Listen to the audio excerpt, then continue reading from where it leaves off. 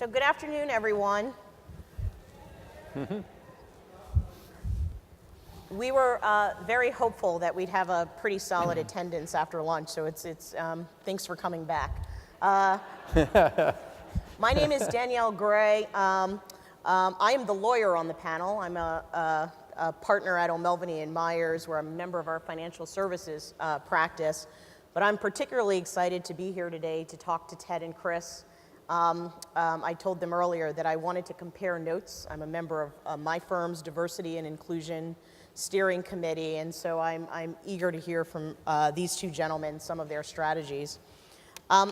Ted Eliopoulos is the Chief Investment Officer at CalPERS, where he is responsible for managing an investment portfolio of approximately $300 billion. And he oversees a professional staff of about 400 people. Chris Ailman is the Chief Investment Officer at CalSTRS, where he oversees an investment portfolio that's valued at about $200 billion and a staff of over 100 people. And so we're just going to jump into it. I think we're going to try to touch on 4 topics today and leave some room for questions at the end. We'll start with hearing a little bit about how each of these gentlemen thinks about the business case and imperative for diversity. We'll go into some of what they've been doing in their respective firms and what's been working well. And we'll also talk a little bit about some of the challenges that they've been facing and areas where the broader industry can make some positive reforms. So with that, just to start, we heard a lot this morning about a lot of the data that's in this area now. The McKinsey report, the Knight Foundation's report. We have a lot of data about how we're doing and about the case for diversity and for caring about these issues. But I'd just like to start by letting both of you talk about how you talk about these issues when you're talking to external managers, when you're talking to your own staff. How do you frame the case for diversity and inclusion? Sure. Go first. We'll start us off, yeah, Ted. Thank you so much for agreeing to be here with us and moderate this panel. Thanks to everyone here in the room. I can't tell you how thrilling and appreciative I am of the attendance here and everyone from CalPERS. It's been quite a conference and quite a morning. For me, it starts with our set of investment beliefs at CalPERS. We went through a very structured process to adopt 10 investment beliefs that our board and our investment staff worked very closely together in putting that together. And investment belief number 10 talks about the value and importance of teamwork in order to be successful in the investment business. And that goes to both how we construct our portfolio and how we hire internally as well as externally. And we have a fairly simple statement in our investment belief that says we believe that diversity of talent across backgrounds and skills and experience sets is important. And that's the statement. And that's our belief set. And that's how we talk about it within our team, and when we're out meeting with external partners or discussing matters with external partners, we talk about their teams, our teams, where we have strengths, where we have weaknesses, what are the array of skill sets and experiences and types of people that have influence within either the company or within our own staff, and why we believe it's either a strong team or a weak team. That's the type of language that we use. Great. Similar to CalPERS, and I want to thank everybody for coming as well. And I want to thank Ted for allowing us to join up and team up with you this year in co-hosting. So a special shout out to all the CalSTRS staff for all the efforts of working with CalPERS. And thank you to all the people that are here. I think we're preaching a bit to the choir, so the key is we need to reach out to managers beyond this network and get the message out into our portfolio companies and into Wall Street in general. So for us, the S, our values, CalSTRS values, follow the letters CalSTRS. The first S is for strength of diversity in thought and in people. And for us, it's actually really personal. We cover the credentialed school teachers up and down the state of California, and 72% of them are female. So for us, gender diversity is a real key issue that we get, and it resonates deep with us. And I think that's something that we've seen more diverse, as we saw the stats, more diverse investment managers have a better chance of adding value. More diverse teams lead to better decision making and help break groupthink. So for us, it's kind of ingrained in our culture and into our values.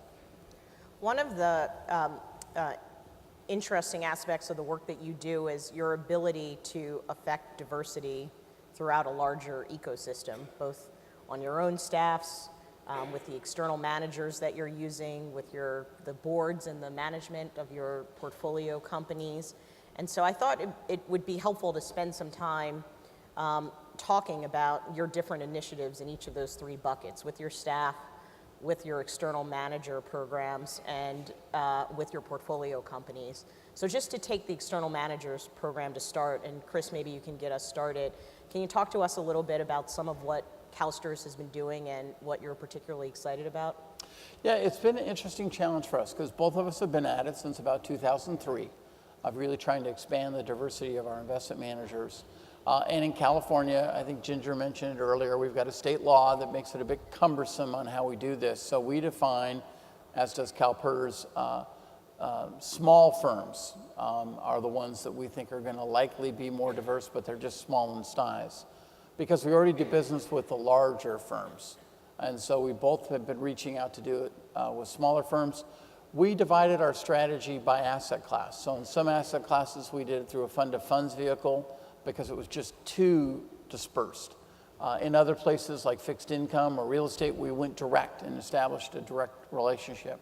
But we've continued as we've gone through that process, and we've refined it and changed it, because with small firms, as you would expect, you've got the same kinds of problems that majority or very large firms have, but also the challenge of a small firm of getting up and running and staying alive. And so I would say we've always been very transparent. We've been at it for now 14 years. We've had some challenges in that process, so we've redefined it. We did a very extensive study in real estate about 4 years ago to try and figure out what is the right business model to go at diversity in real estate, because it's not a very diverse area.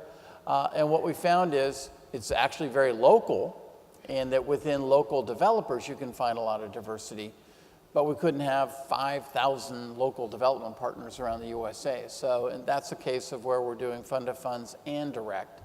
But each of our asset classes is looking at this and trying to figure out what's the right strategy for them to do it. How do they achieve the balance of diversifying their portfolio, diversifying their managers, and then still generating the kind of return we want? I think, I've said it many times on television and radio, what we found out is active management, particularly in the public asset classes, is darn hard.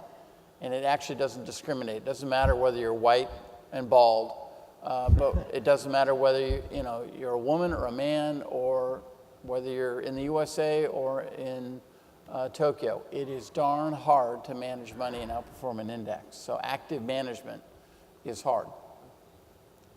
Ted, I know that CalPERS has launched a 5-year Emerging Managers Initiative. Could you tell us a little bit more about that? Yeah, sure. So for CalPERS, we focused on the small and emerging manager space, as well as on the established manager space.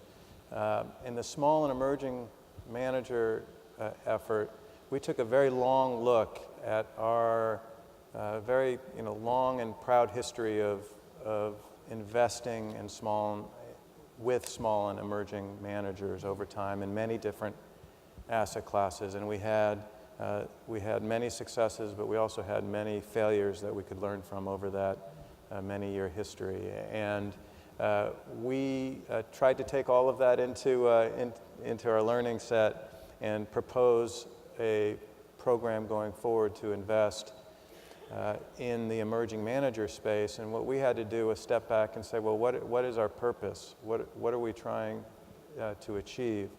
Certainly it's to find the new and next generation of talent in the marketplace across many of our asset classes.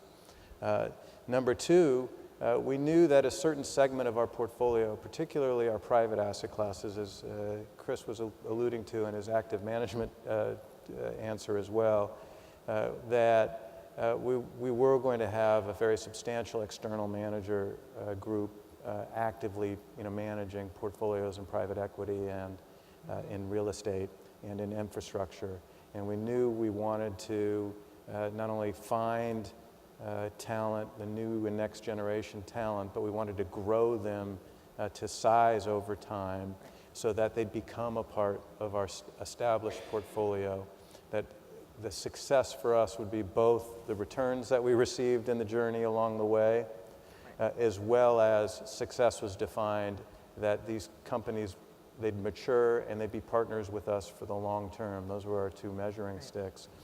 So as a result, one of the lessons we learned is we had a very large emerging manager program, but we really left off just when those firms were starting to grow, and we didn't really have a place for them in the portfolio, compared to the multi-billion-dollar portfolios we had with our established managers. So we created a middle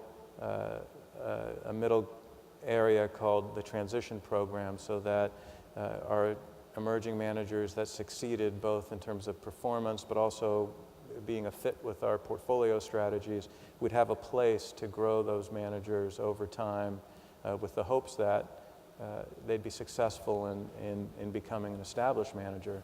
And one of the reasons that we think this is so important is we did do a survey of our established managers just 3 years ago, and it was very consistent with the EEOC data that we saw in the financial services industry as a whole, which the established managers across our asset classes were not doing so well on the diversity of their management and ownership of those companies. We're not doing well at all. And we compared that to the data in our small and emerging manager database, and we saw that there was a difference. So roughly 5-6% levels of ethnic diversity and ownership in the established manager pool, more like 33-35% in the small and emerging manager. And that really reflects the changing demographics of the US, among other things. So we knew that we could accomplish a lot of things by concentrating and growing that segment of the portfolio. In addition, we know there's much that we can do in convening events like this, working with our institutional partners, working with our partners that are here in the audience today to really highlight some of the best-in-class research that we're seeing, the speakers that we saw this morning, our collective effort of CalSTRS and CalPERS to really find the best people that we've heard on these topics across the globe and really convene a discussion about this. And I know we'll get to the internal part, but this is said with all humility, because CalPERS, we have a long ways to go within our own investment office as well. So we recognize the complexity and the challenge of addressing some of these challenges. So we want to be a good partner with everyone here in the room and really try and do our level best to move the ball down the field some. Yeah. Can I just go back to something you said earlier, Chris, that struck me as the progress you describe in your real estate asset class, for instance. And how transferable are some of the lessons learned from that? Like when you see sort of that kind of improvement and the kind of numbers that your real estate asset class has, and you're then looking at your global equity asset class and you're thinking like, well, we're going to have to do better there. Are some of those strategies transferable? And can you talk a little bit more about some of the steps you've taken to sort of make that kind of progress in such a quick amount of time? Yeah, let me give you probably the best analogy I can give you is you think about teaching and something that might be really effective in the classroom in an elementary school. Some of it will translate into a junior high or a high school, but not all of it. Yeah. So what we've learned in real estate, was a good picture across, what the cost of a fund of funds, which we refer to as fees on fees, but it really is expensive, versus a direct relationship, and then how many managers can you have a direct relationship. Real estate was unique because it is such a local investment opportunity. So there are specialists in every community in town that really know one building type and dominate that market. So that was a way to tap into those. But we also learned from that experience, small firms have challenges.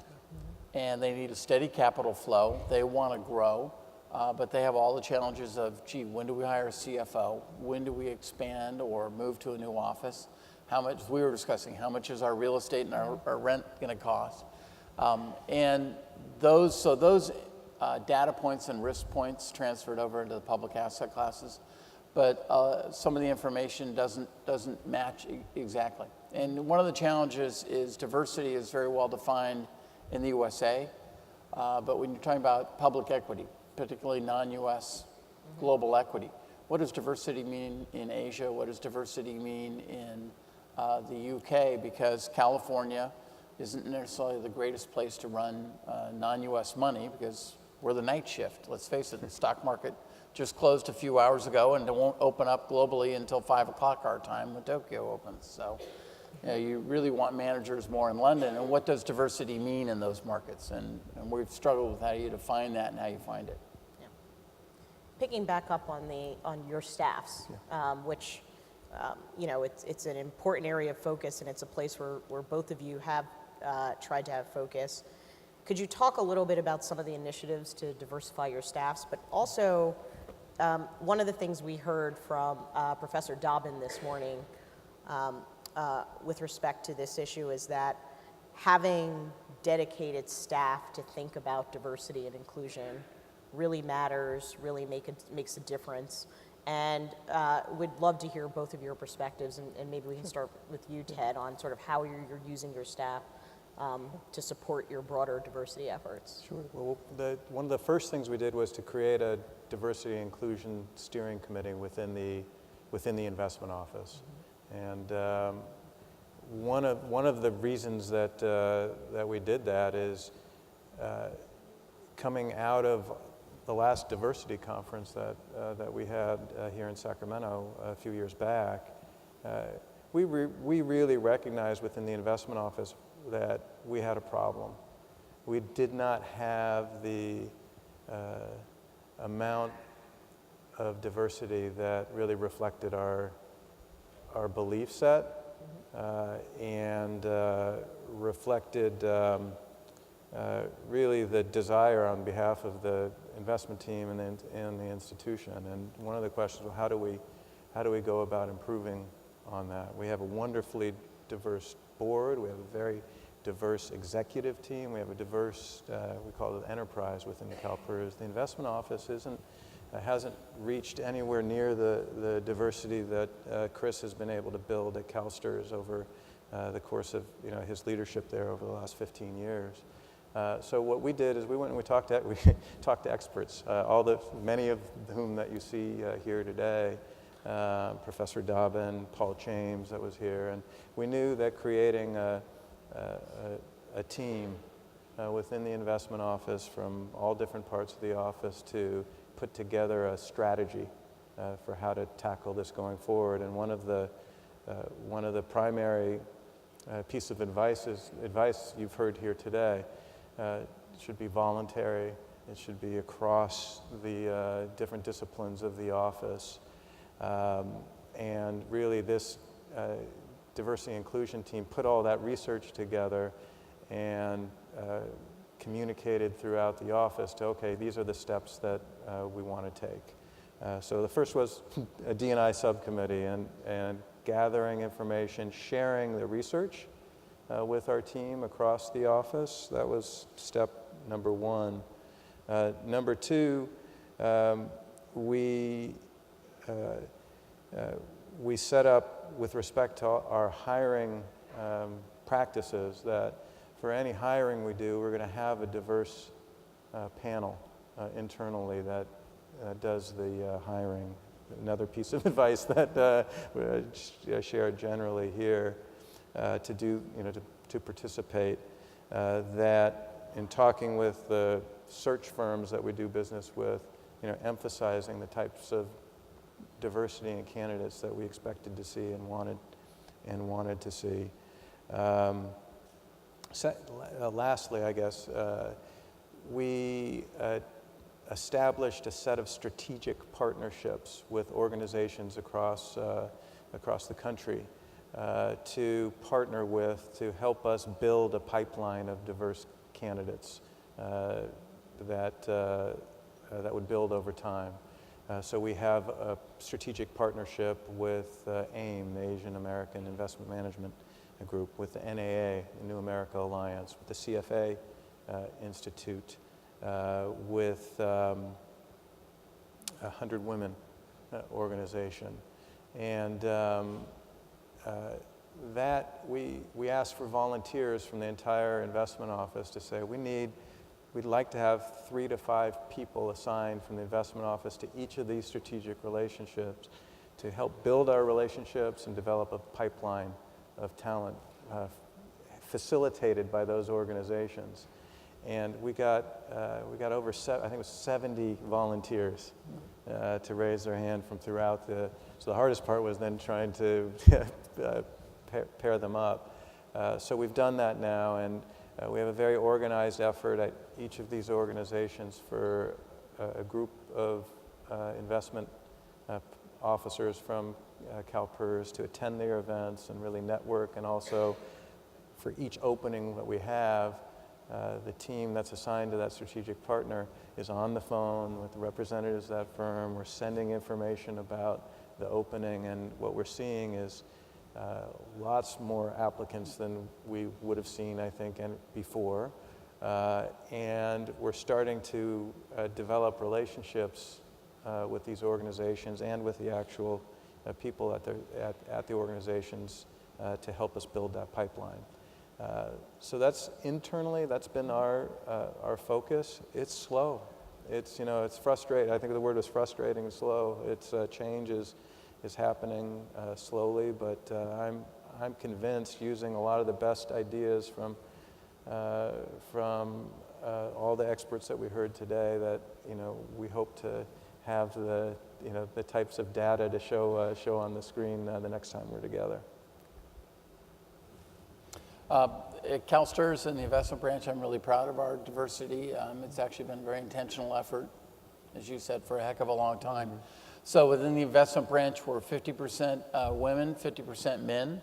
But that's not just at the lower ranks. We're actually 45% women to men in the portfolio manager, and about 62% women to men in senior leadership roles within the investment branch. Thank you. Well, and the credit goes to the staff.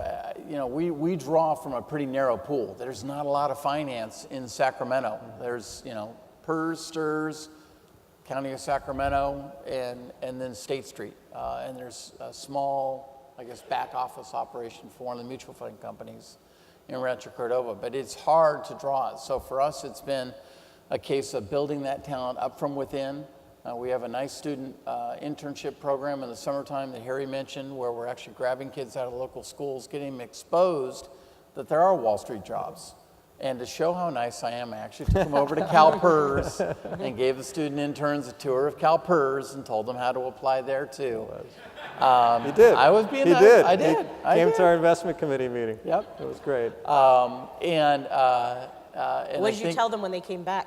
Well, my favorite part is I'm sitting there and my phone buzzes because one of your board members said one of your students just fell asleep. And it was true. Poor kid was a waiter, so he worked at night. We talk a lot about culture. And there, I think it's no secret. There's a cultural difference between our two organizations. You're much bigger at 400. We're only 150. The physical layout's different.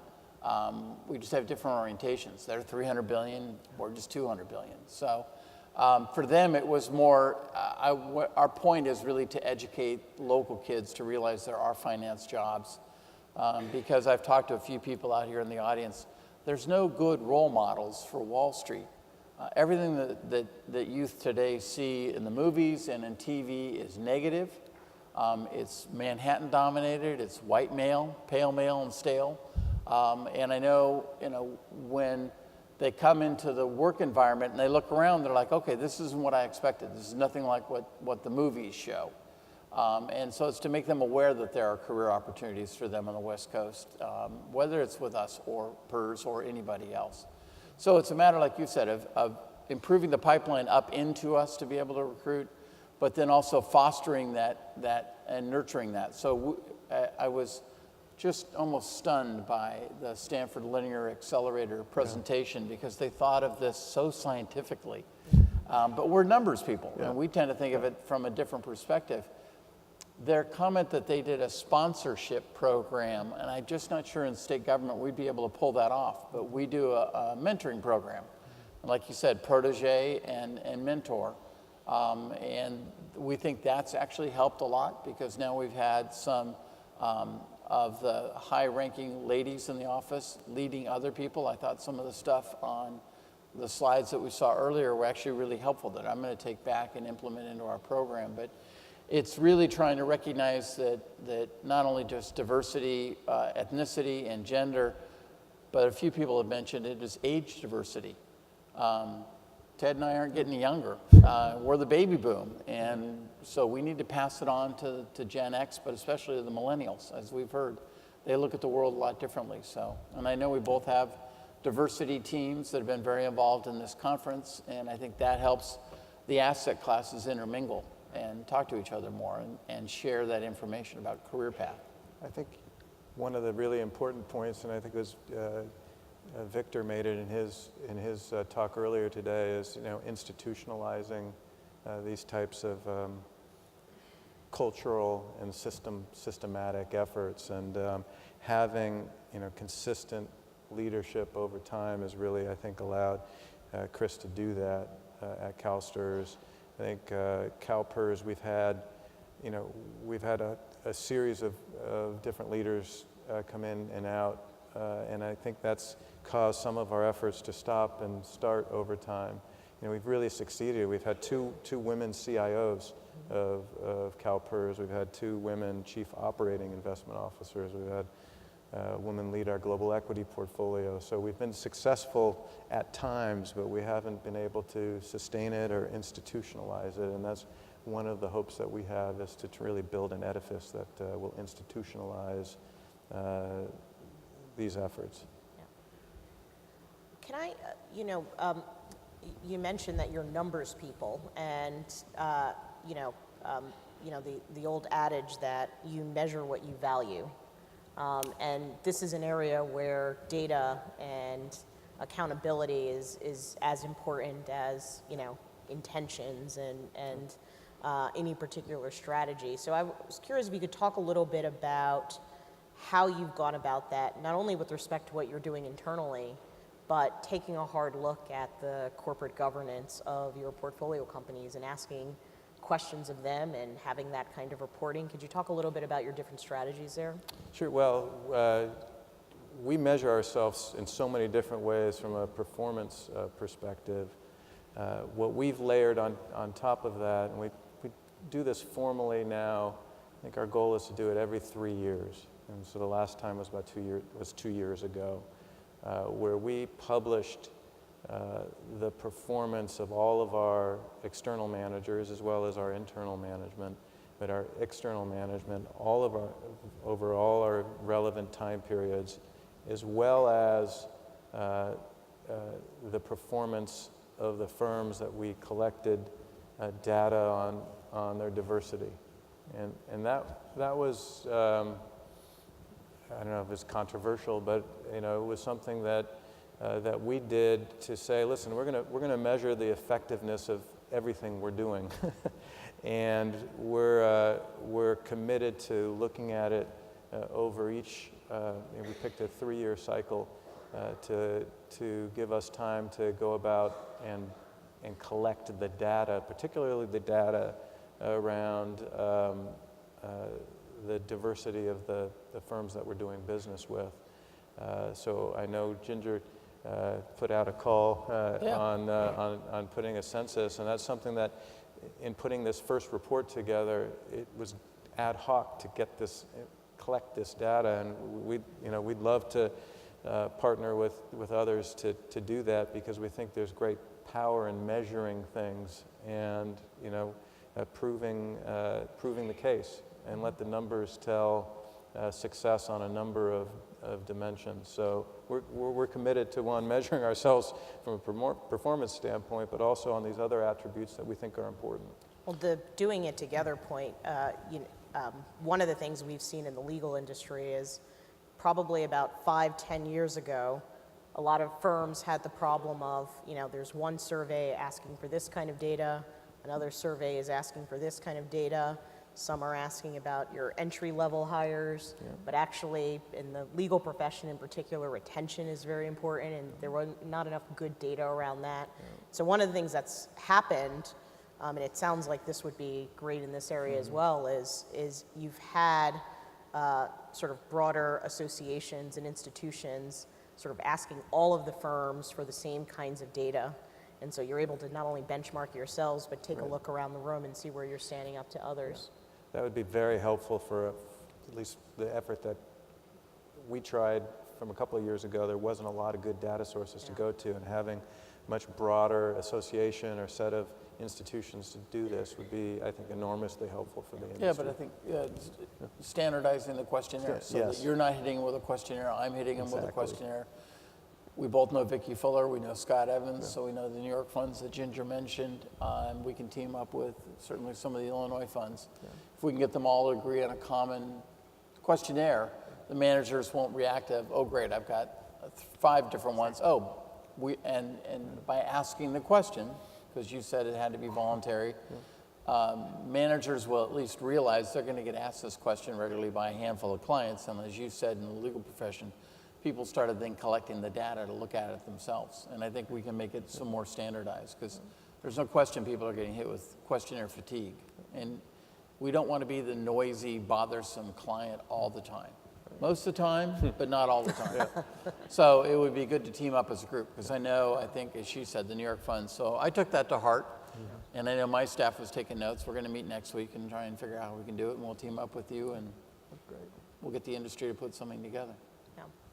We're going to open it up for questions soon, and while you're thinking about your questions, I'll just throw out a last question is, I'm curious, how do, you two obviously work together quite a bit and have a good relationship, and there's a lot of progress that comes from that, but are you talking to your colleagues in, Texas about this, at Texas Teachers, or are you talking to New York about different strategies around diversity and inclusion? How does that sort of industry-wide collaboration on these issues, how's that going? One thing I was going to bring up when you mentioned that Ted's $300 billion and we're $200 billion, just last week, Ted and I were meeting down south in LA with a group of institutional investors. So together we're $500 billion, very impressive. But both of us are sitting there right next to Hiro Mizuno of GPIF from Japan, and he is 3 times our combined size at 1.5 trillion. But we're not only talking to our peer group in the USA, but we're talking to our global peer group all the time. But yes, in terms of Texas Teachers and their diversity conference, we've had numerous talks with Scott Evans and the challenge of, are there too many conferences? We wanted to make this one very much, joining you, about diversity within companies across industries, not just about diverse investment managers. And on this topic, there's a desire amongst institutional investors for sure to team up and learn from each other, but also, that other areas that we work together is particularly in private equity, where we're limited partners with many, many institutional investors that we're meeting with on other things. We'll use that time, and I tell you, from the state of Washington, Teresa Whitmarsh has been terrific at this, to say, listen, you're all going to be with manager X in New York, on this month and this day. Can we schedule a little time during the meeting to sit down and talk to the general partner about diversity within their firm, diversity within their portfolio companies, what are they learning. So there are all sorts of informal networks amongst the institutional investors that are asking these questions, and what we find there's some strength in numbers to be able to really make the point that we really, we care about this, and it's not just a California interest. It's broadly shared, not just in the U.S., but also by our international peers as well. So lots of those efforts ongoing. Great. I think people have really realized that groupthink is a problem, and you want to diversify away from that. And some managers, maybe they're giving us lip service, but some managers seem genuinely interested in trying to break that mold. They've got too many people from East Coast Ivy League schools who all think alike. So I think we'll open it up. So there are microphones going around. So a if you line just over here raise your for hand. a line over here for questions, and a line over here if you want capital. It's like an airplane. Things just things just tilted. Don't everyone run to the left.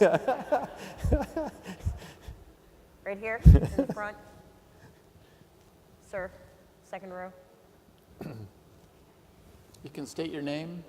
Yes, Samir Shah, MBS Mantra.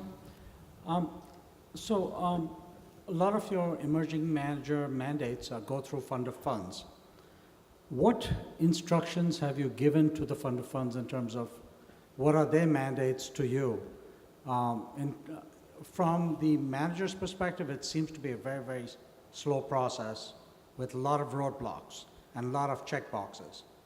And I'm not sure with that many checkboxes you're going to actually end up in getting diversification of thinking. Well, it varies in the asset classes. So we have very distinct strategies in different asset classes. So in real estate at CalPERS, we don't have a fund-to-fund structure, but we have what we've designed we call a mentoring manager. Canyon Capital is the general partner of that strategy for CalPERS. And the instructions are very clearly articulated in terms of our performance expectations, the desire, the definition of success is not just in the performance, but also that a high percentage of these managers will be, transitioned and eventually, become established managers for CalPERS. Because that was important for us, is that we're investing in this extra layer of fees. We're expecting a number of things. One is identification of talent, but also the growth of these managers and the expectation that they're going to grow to a size that we can partner with them over time. And then with that, the discretion is within, in this case, Canyon Capital, to select those partners and provide capital. So hopefully it's not, I don't think that's a check-the-box process there. In that very specified relationship, we have an advisor model in global equity, again, where the instructions are very specific in terms of the types of managers and what the expectations are for global equity in terms of portfolio fit that they're looking for. I think the only truly fund-to-fund structure vehicle that we have is in private equity. And Grosvenor runs that for us, and they're a very established manager across the industry. And there, similarly, the instructions are along the lines of both looking for managers that will perform for us, but also can grow to scale over time. But I know that there's challenges over speed and selection and the rest that I think just comes with having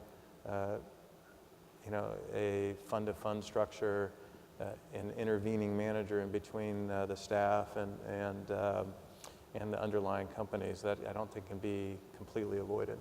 Yeah, our fund-to-funds managers are asked to provide guidance, advice to those managers about how to grow. They're also encouraged to show that manager's capabilities to other institutional investors to help them market and help them gain asset size.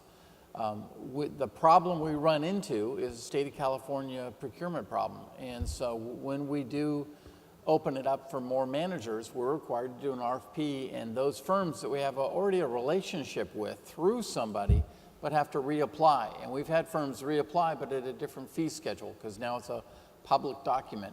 We actually ran a bill through the state legislature this year to try and change that law. I don't know if there's anybody in the state of California here, but it didn't work. And believe it or not, we got told very directly that, oh, go over to Caltrans and use them as an example. Not a lot of you know that, but it's kind of like saying go to the Department of Motor Vehicles and learn about customer service. You know, the Caltrans people were very nice and helpful, but you know, it's just not going to be there. So we're trying to actually change the system to make it more effective so that we can hire people directly. It would streamline our process and then make a smoother transition for those firms to grow. You know, in many cases, those small firms aren't ready to suddenly have a $1 billion or $2 billion portfolio because they just don't have the infrastructure to hold it, but we'd like to be able to grow with them over time. I saw a question here, and then if the folks in the back that were raising your hand could raise them again and our mics can find you that while this question happens, that would be great. Sekou Kalen with JP Morgan. I want to pick up on the last point you made in terms of growing. So we could look at, excuse me, some of the success in terms of numbers, but do you have any qualitative measures where you've seen an asset manager grow from emerging manager to a larger manager that you could then market the success of the programs or companies you invested in where you pushed to consider more diversity and they became more successful? How can you market some of those key wins so people accept this more as there's a missed opportunity when we don't do this versus, you know, this is just what we should do?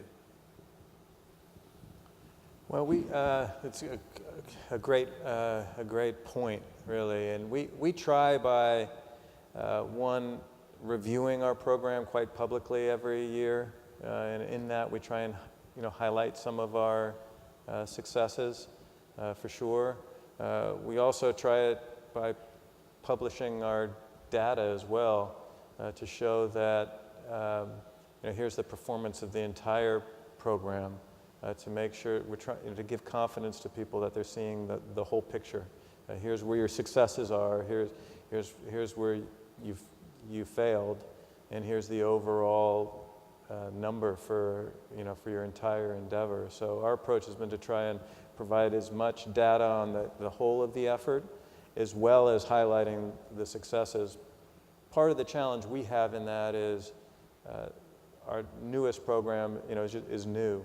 So it's going to take time to measure it over time and see how hopefully successful that it is over time.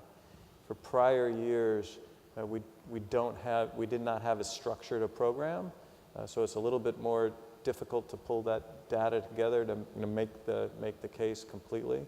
But I know, for instance, within our real estate portfolio, just about all of the 10 to 15 partners that we have in there started as very small firms for all the reasons that Chris mentioned, specialists, specialized. Now they weren't part of an emerging manager program and at all.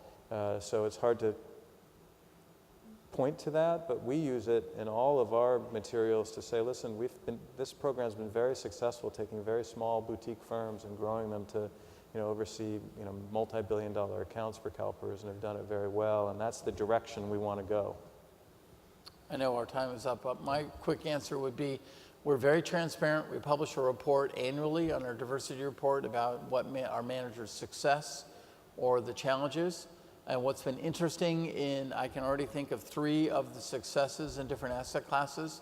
Those firms ended up merging or getting bought out by a larger firm. So good for the partners because they monetized and got a nice ticket. But then for us, it's just another larger firm that we end up doing business with. So it's been an interesting challenge to see that transition from a small, hungry manager and how do they grow. I know our time's up, but I think we can do one more question. I saw a hand up in the back. Oh, maybe this was it. I have the mic. Does that preempt? I guess so. It is now. Hi, my name's Nicholas Chavez. I'm the chairman of emerging.org. And I just had a quick question. It was with regard to scale. It seems that you need to reconcile the need for outsized returns and identify these emerging managers with the ability to simultaneously reduce the aggregate number of managers that you're dealing with to reduce the fees paid and just the overall costs associated with managing the aggregate $500 billion that you're talking about. And I was just wondering if you had some thoughts on that scale.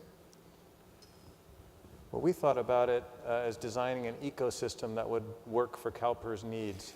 So we went through a process of working with each of our asset classes to identify what programs we'd be looking for external managers over the course of the next 5 years, and what number of external managers do we think we needed in order to successfully execute those strategies. And that number came out to about 85. And then we worked to design our emerging manager program and transition program to scale to that need over time. And that's how we developed our projection that 15 transition managers is what we would manage directly. And so 15 plus 85 is our 100, our 100 managers that we think is our ecosystem of established and transitioning managers that will be really our target going forward. And then we use that to work with our advisors, mentoring manager, and fund-to-fund managers to design an emerging manager program that could feed that ecosystem. So we looked at it just as your question alluded to, is what's the total universe of managers we need from a strategic standpoint, what can we handle from a monitoring standpoint, and then design a system that we think will work in its totality. And I remember calling you and telling you I really applauded what you were doing there. We're watching it and monitoring it closely. I guess bad news for all the managers is that we're just hitting everybody up on fees and pressing fees down for everybody, whether they're large or small. But we're going to continue to monitor what CalPERS is doing with this consolidation and see how that works. And maybe if it works, take it up and consider it for us. Just want to thank Ted and Chris for joining us today. Thank you. Thank you, Danielle. Thank you. Thank you.